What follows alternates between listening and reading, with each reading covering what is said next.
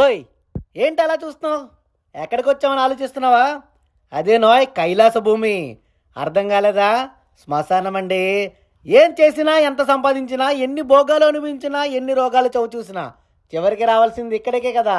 నాది నాది అనుకునే నీ దేహానికి ఎన్ని రంగులు వేసినా, ఎన్ని అంగులు పూసినా, చిరిగిన బట్టలు తొడిగినా, లక్షలు ఖర్చు పెట్టుకున్న బట్టలు కట్టినా చివరికి కలవాల్సింది ఈ మట్టిలోనే కదా. నా వాళ్ళు, నాది, నా డబ్బు, నా ఇల్లు, నా ఆస్తి, నా బంధువు, నా బంగారం, నా సొంతం అనుకునేది ఏది నీది కాదు మిత్రమా. గుర్తుపెట్టుకో, నువ్వే ఈ నేలకు సొంతం. కోట్లు సంపాదించినా, మేడలు కట్టినా, దేశాలు తిరిగినా, సముద్రాలు దాటినా, నేరాలు చేసినా, ఘోరాలు చేసినా ఇవేమీ నీతో రావు మిత్రమా. నాది నాది అనుకునే నీ దేహం కూడా చివరకు ఇక్కడ దాకా వచ్చి నిన్ను వదిలేస్తుంది. కాదనగలవా? నీకన్నా గొప్ప వాళ్ళు, రాజ్యాలు ఏలిన వాళ్ళు, దేశాలు శాసించిన వాళ్ళు, నాది అనే గర్వంతో విర్రవీగిన వాళ్ళెందరో ఎక్కడ ఇప్పుడు ప్రశాంతంగా శాశ్వతంగా నిద్రపోతున్నారు మిత్రమా.